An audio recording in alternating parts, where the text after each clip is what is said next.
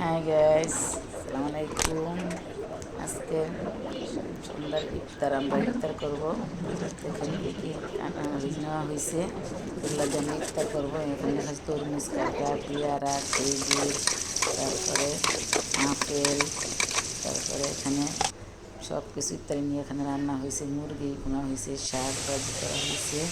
এখানে শাকগুলো নিয়ে রাখলাম, দিয়ে পেঁয়াজ দিয়ে চুলাতে দিলাম। এখানে পেঁয়াজ কাটে রাখলাম, এখানে মুরগি দিয়ে রাখলাম। এখানে তাহলে রান্না করবো। এগুলো এখানে পুঁটি মাছ ভেজে ভুনা করবো টমেটো দিয়া।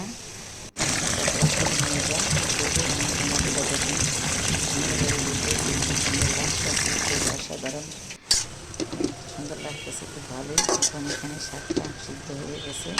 এখানে আমরা মুখি বাজার করে দিব।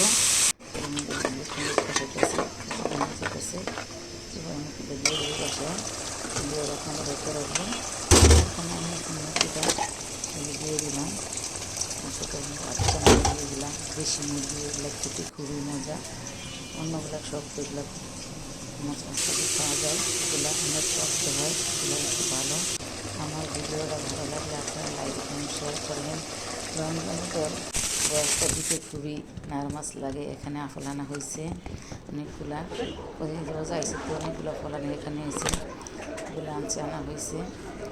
এগুলো ফালুদা আনা হয়েছে। এগুলা বিভিন্ন দোকান থেকে এগুলো আসতে ইফতার করবো। তরমুজ কেটে নিলাম, পেঁয়াজ, আলু, বেগুনি, খেজুর, আপেল, পেয়ারা, তারপরে এখানে বেগুনি, চোখ, সব কিছু পরিন্দা আনা হয়েছে।